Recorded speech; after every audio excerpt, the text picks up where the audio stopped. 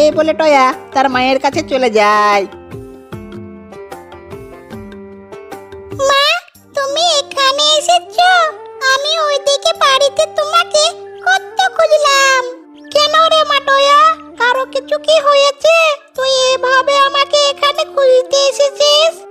মা, সবাই বলছে আজ বিকেলে নাকি অনেক ঝড় হবে, আর ঝড়ে নাকি আমাদের বাড়ি ঘর ভেঙে অনেকেরই ক্ষতি হবে।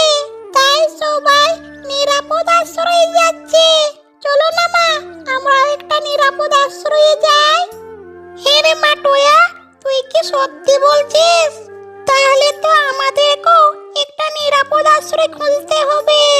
চল চল, তাড়াতাড়ি চল, বাড়িতে গিয়ে আমাদের আসবাবপত্রগুলো সব গুছিয়ে নি, আর খোঁজ করি কারো বাড়িতে আশ্রয় নেওয়া যায় কিনা। এরপর টয়া ও তার মা পাশের গ্রামে নিরাপদ আশ্রয় খোঁজার জন্য বেরিয়ে পড়ে। বাঘিনী দিদি, ও বাঘিনী দিদি, আপনি বাড়িতে আছেন? আমি অনেক বিপদে পড়ে আপনার কাছে এসেছি। আপনি বাইরে একটু বেরিয়ে আসেন না দিদি।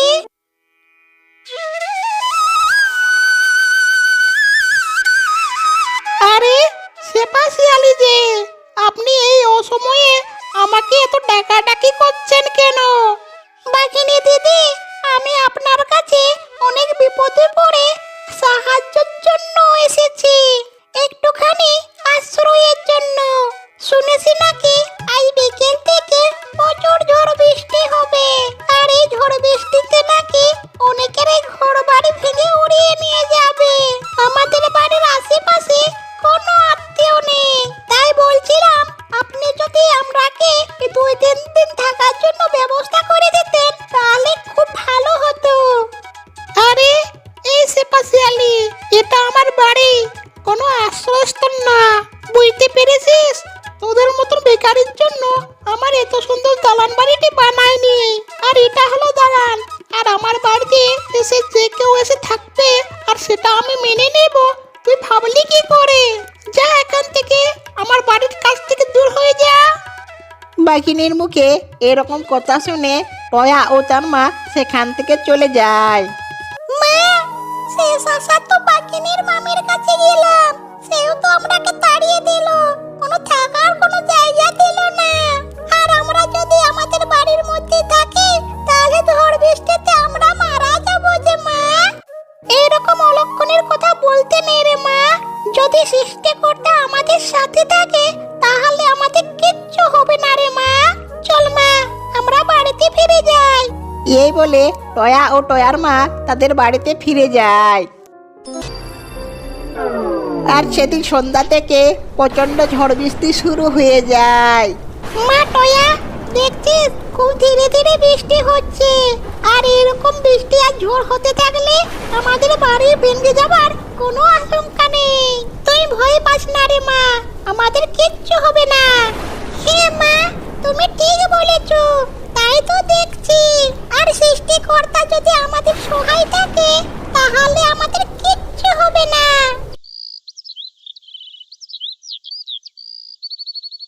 মা টয়া, বৃষ্টি থেমে একদম আকাশ পরিষ্কার হয়ে গেছে।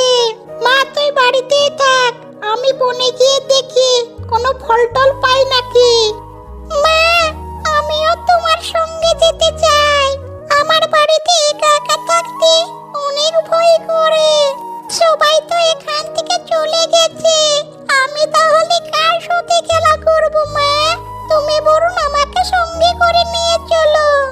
ঠিক আছে রে মা, তোকে আর একা একা বাড়িতে থাকতে হবে না, তাহলে তুই আমার সাথে চল। তুমি কত ভালো, তুমি আমার সোনা মা। এই বলে তারা জঙ্গলে ফলের খোঁজে চলে যায়। মা, ও মা, তুমি দেখতেছো ওই ফলের গাছটা গাঢ় গোলাপি ধরনের কি যেন একটা ফল ধরে আছে, আর ফুলটা দেখতে কত সুন্দর। মা, ওই ফুলটা আমাকে পেড়ে দাও না। মা বলো এই ফলটা খেতে কত মজা হবে। আরে টয়া, এটা তো অবাক করা কাণ্ড, কখনো লেবু গাছে ড্রাগন ফল হয় এই প্রথম আমি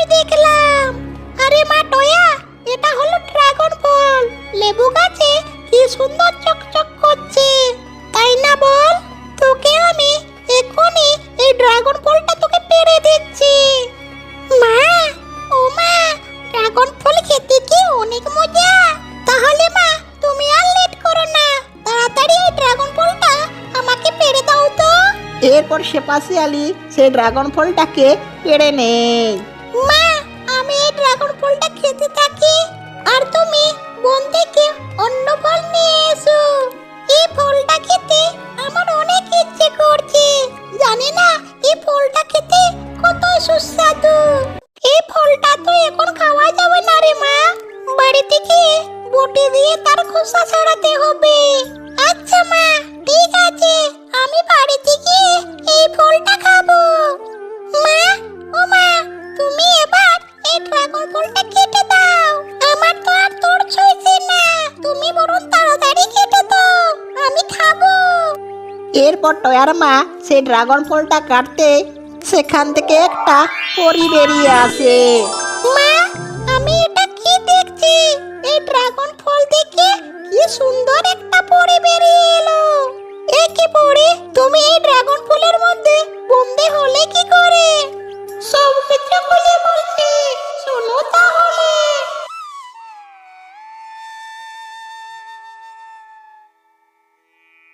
আরে, এই জায়গাটা কত সুন্দর। এই জায়গাতে আমি আগে কখনো আসিনি। আজ আমি এই রাজ্যটা পুরোটা ঘুরে দেখবো, তারপর আমি ফিরে যাব। আরে আরে, এ কি?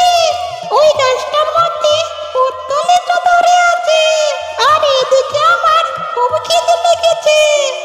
আরে, লিচুগুলো দেখতে যেমন সুন্দর, খেতেও সে সুস্বাদু।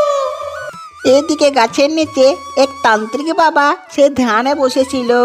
ঠিক ওই সময় পরীর হাত থেকে একটা লিচু ফসকে গিয়ে তান্ত্রিকের মাথায় পড়ে যায়, আর এদিকে তান্ত্রিকের ধ্যান ভঙ্গ হয়ে যায়। এ কি, কার এত বড় সাহস আমাকে ঢিল মেরে আমার ধ্যান নষ্ট করে দিল? এই পরী, তুই আমাকে ঢিল মেরেছিস, তাহলে তোকে তো শাস্তি পেতেই হবে। না না তান্ত্রিক বাবা, আমাকে শাস্তি দিও না, আমার কোনো ভুল নেই। আমার হাত থেকে ফসকে ওই লিচুটা পড়ে গেছে। তান্ত্রিক বাবা, আমাকে মাফ করে দিন। এরপর ওই দুষ্ট তান্ত্রিক আমাকে ড্রাগন ফল বানিয়ে সেখান থেকে সে চলে যায়, আর তুমি সেই ফলটা নিয়ে এসে আমাকে মুক্তি করে দিলে। তোমাকে অনেক ধন্যবাদ শিয়ালিনী। এখন আমরা তোমার পুরো বিষয়টা বুঝতে পারলাম। ঠিক আছে পরী, তুমি তোমার দেশে ফিরে যাও।